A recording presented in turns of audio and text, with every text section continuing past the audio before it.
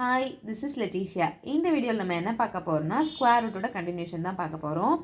Square ரூட்டோட basics, shortcuts எல்லாமே already பார்த்துட்டோம். அந்த வீடியோஸ் ஒரு வேளை நீங்கள் பார்க்கலன்னா ஒன்ஸ் அதை பார்த்துட்டு இதை பாருங்கள். அப்போ தான் இது ஈஸியாக இருக்கும். ஓகே, இப்போ ப்ராப்ளம்ஸ்குள்ளே போகலாம். இப்போது நம்ம ஃபஸ்ட் கொஸ்டின் பார்க்கலாம். இங்கே கொஸ்டின் என்ன கொடுத்துருக்காங்கன்னா, a man born in the first half of the 19th century.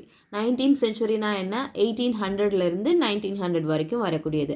அப்போ ஃபஸ்ட் ஹாஃப்னா எது எடுத்துக்கணும், எதுக்குள்ளே தான் இருக்கும், 1800லேருந்து 1850 வரைக்கும். ஓகே, அந்த மேனுக்கு வந்து எக்ஸ் இயர்ஸ். இப்போ மறுபடியும் அதை ரீட் பண்ணுறேன் பாருங்கள். a man born in the first half of the 19th century was x years. அவருக்கு வந்து ஒரு எக்ஸ் வயசு ஆகுது. எப்போ, in X square year, X square வருஷத்தில் அவருக்கு எக்ஸ் இயர்ஸ் ஆகுது.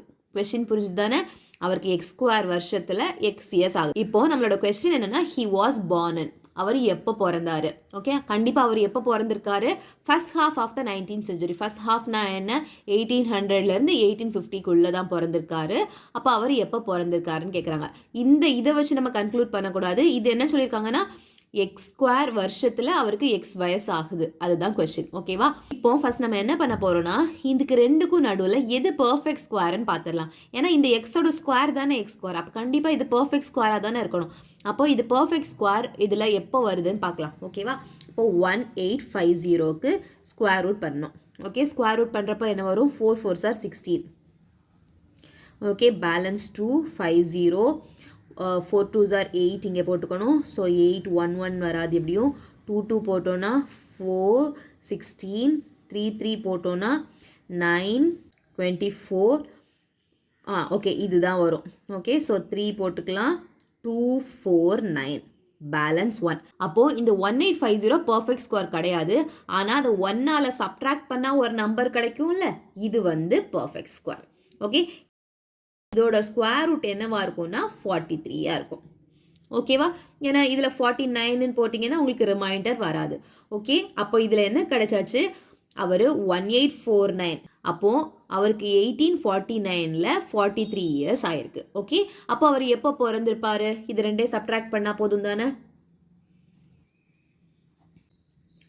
6081, அவர் பிறந்த வருஷம் 186.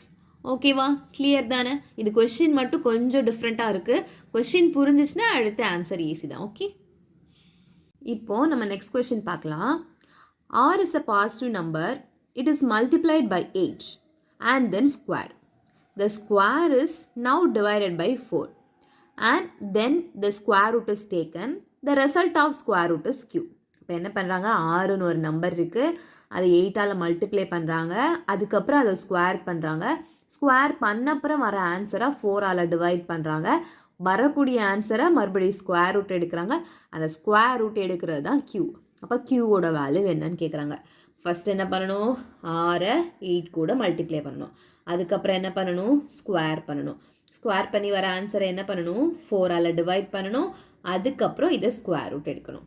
கிளியரா, இப்போ இதில் இருந்து ஸ்கொயர் ரூட் எடுத்துட்டோன்னா என்ன வரும், 8r/2 வரும். அவ்வளோதான், சிம்பிள். இது கொஸ்டின் புரிஞ்சுட்டோன்னா டக்குன்னு போட்டுடலாம். ஆனால் கொஸ்டின் மட்டும் கேர்ஃபுல்லாக பாருங்கள். ஓகே, இப்போது நம்ம நெக்ஸ்ட் கொஸ்டின் பார்க்கலாம். Root of 2 + 1/√2 the whole square is என்னன்னு கேட்டிருக்காங்க. ஓகேவா, இது ரெண்டு வேலை பண்ணலாம். a + b the whole square பண்ணி கூட பண்ணிக்கலாம், இல்லைன்னா இதை உள்ளே இருக்கிறத ஆட் பண்ணிவிட்டு ஸ்கொயர் கூட பண்ணிக்கலாம். இப்போ நம்ம உள்ளே இருக்கிறத ஆட் பண்ணிவிட்டு ஸ்கொயர் பண்ணிடலாமா. ஆட் பண்ணுறப்போ என்ன வரும், எல்சிஎம் எடுக்கிறப்போ √2. அப்போ இதை வந்து இன்ட்டு √2/√2 பண்ணுறப்போ இது 2 ஆகிடும், +1 த whole square, which is 3/√2 the whole square. 9/2, 9/2னா என்ன, 4 1/2. அவ்வளோதான், சிம்பிள். இப்போது நம்ம அடுத்த கொஸ்டின் பார்க்கலாம். If the product of 4 consecutive natural numbers is increased by a natural number p is a perfect square, then find the value of p. என்னன்னா, ஒரு 4 natural நம்பர்ஸை நம்ம வந்து ப்ராடக்ட் பண்ணுறப்போ அது கூட ஏதோ ஒரு நேச்சுரல் நம்பரை ஆட் பண்ணுறப்போ தான் பர்ஃபெக்ட் ஸ்கொயர் கிடைக்குமா. அப்போது அந்த ஆட் பண்ணுற நம்பர் என்னன்னு கேட்காங்க. கொஸ்டின் கிளியர் தானே. அப்போது ஃபஸ்ட் 4 நம்பரை ஏதோ மல்டிப்ளை பண்ணணும் அடுத்தடுத்து இருக்க நம்பரை. அப்போ அது கண்டிப்பாக பர்ஃபெக்ட் ஸ்கொயராக இருக்காதான். அதுக்கு கூட ஏதோ ஒரு நம்பரை ஆட் பண்ணுறப்ப தான் பர்ஃபெக்ட் ஸ்கொயர் வருது. அது என்னன்னு பார்க்குறோம். ட்ரை பண்ணலாமா? இப்போ ஃபஸ்ட்டு ஸ்டார்டிங் நம்ம 1 2 3 4 ட்ரை பண்ணி பார்க்கலாம். 1 into 2 into 3 into 4. 2 3s are 6, 6 4s are 24. 24 கூட எதை ஆட் பண்ணால் பர்ஃபெக்ட் ஸ்கொயர் கிடைக்கும்? 1. அப்போ நம்ம வந்து இதை வச்சே கன்க்ளூட் பண்ணிடக்கூடாது. நம்ம இன்னொரு நம்பர் கூட ட்ரை பண்ணலாம். 3 into 4 into 5 into 6. 24 into 15. 15 240 plus 120. 0 6 3.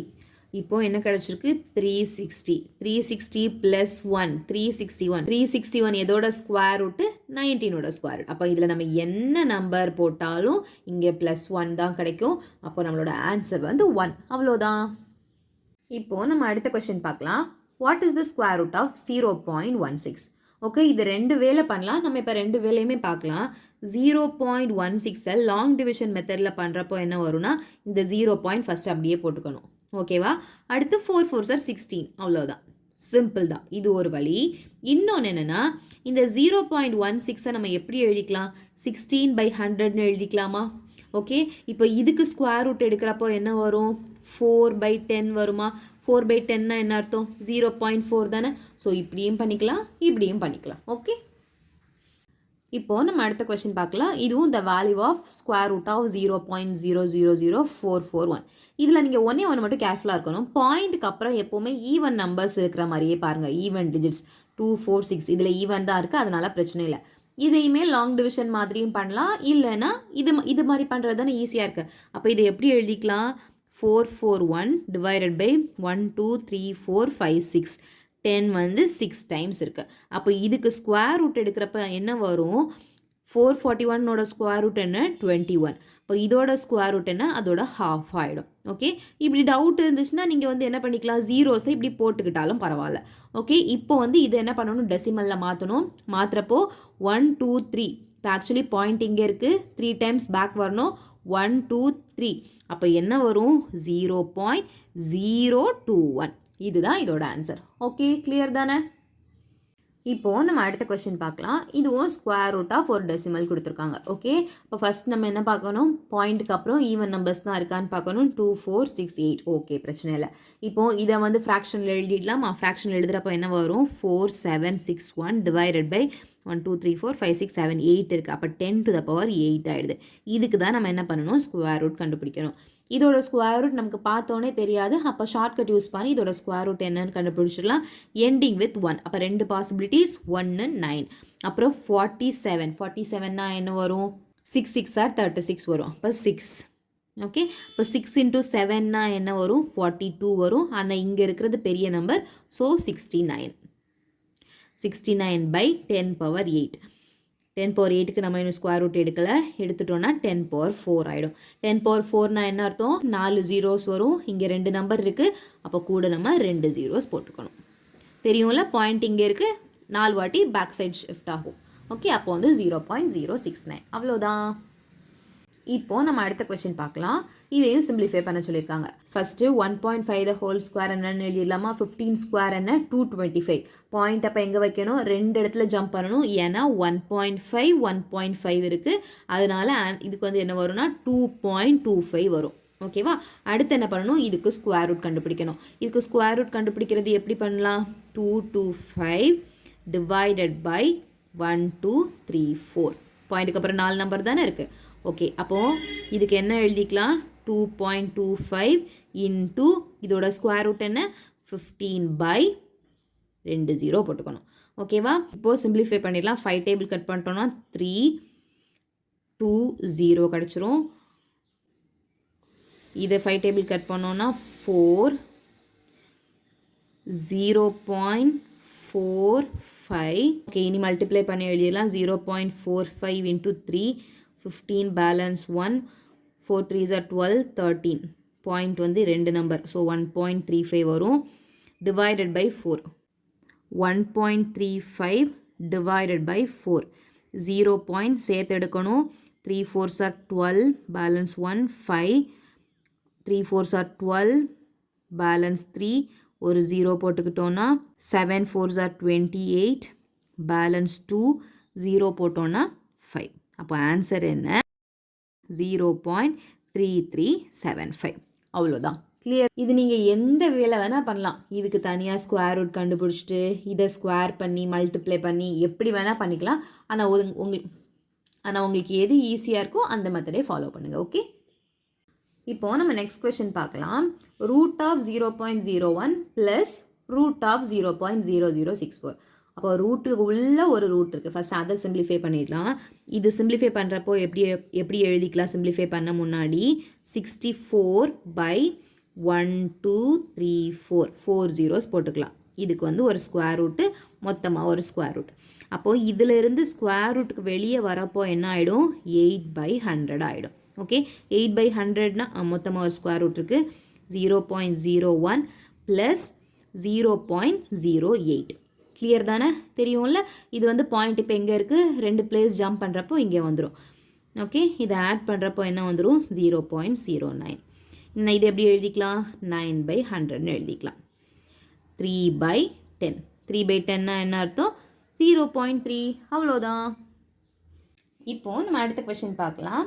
Find the value of root of 0.01 plus root of 0.81 plus root of 1.21 plus root of 0.0009. ஓகேவா? ஃபஸ்ட் இது எல்லாத்தையுமே சிம்பிளிஃபை பண்ணிடலாமா? இதை எப்படி எழுதிக்கலாம்? 1/100ன்னு எழுதிக்கலாமா? இதை எப்படி எழுதிக்கலாம்? 81/100ன்னு எழுதிக்கலாம். இதை ரூட் ஆஃப் 121/100ன்னு எழுதிக்கலாம். இது வந்து 9/1 2 3 4 இப்படி எழுதிக்கலாம். சரியா? இப்போது இது எல்லாத்துக்கும் ஸ்கொயர் ரூட்லேருந்து வெளியே எடுத்துடலாம். So 1/10 plus 9/10 plus 11/10 plus 3/100. இனி எல்சிஎம் எடுத்துட்டோன்னா என்ன ஆகும்? எல்லாமே இன்ட்டு 10 பண்ணுறப்போ 10 plus 90 plus 110 plus 3/100. 110 plus 100 103. So 213/100. இப்போ ஆன்சர் இங்கே வரும். பாயிண்ட் இங்கே இருக்குது. 2 ஷிஃப்ட் ஆகுறப்போ 2.13. அவ்வளோதான். இன்றைக்கி ஸ்கொயர் ரூட் பேஸ் பண்ண ப்ராப்ளம்ஸ் கொஞ்சம் பார்த்துருக்கோம். நீங்கள் இந்த ப்ராப்ளம்ஸும் பாருங்கள். இது ரிலேட்டடாக வேறு ப்ராப்ளம்ஸும் பாருங்கள். ஏதாவது டவுட் இருந்துச்சுன்னா கமெண்ட் பண்ணுங்கள். ஓகே, பாய்.